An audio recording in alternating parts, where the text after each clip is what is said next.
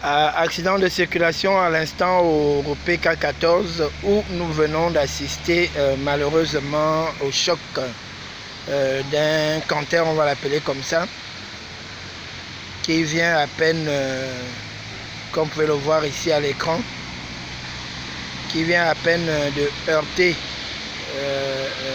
comment dire ça, l'un des fronts de la route.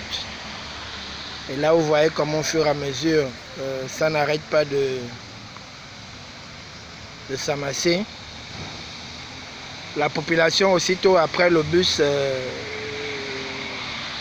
après l'accident, on va dire, a aussitôt couru vers le chauffeur pour apporter un secours à ce dernier, qui, dès le choc, est descendu de la voiture, et je peux vous dire qu'il était véritablement sonné.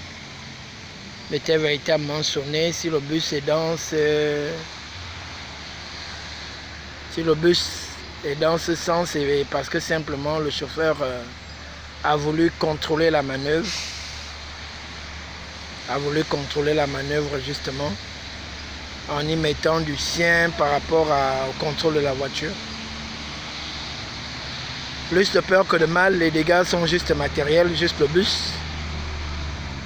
Et là, comme vous le voyez à l'écran, ils sont en train de le faire monter à l'arrière de la voiture, parce que je crois qu'il doit être rapidement emmené à l'hôpital le plus proche afin de prendre certains soins. Merci déjà aux habitants du PK14 pour ce geste courageux, pour ce soutien à un frère. Donc d'ici peu, en attendant que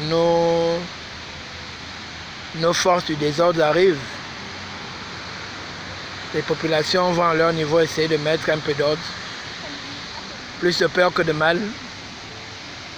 Et ceux qui vous diront qu'il y a eu 15 morts, comme toujours, il n'y en a pas eu malheureusement dû au contrôle. Ils ont simplement échoué, ceux qui ont fait cet attentat-là, si pour le dire comme ça. On espère juste que le chauffeur se rétablira et que la société à qui appartient le canter pensera à venir l'enlever, parce qu'il barre non seulement la route, et il crée de l'embouteillage. C'était Steve Aseko depuis les PK14 de Libreville, bien sûr.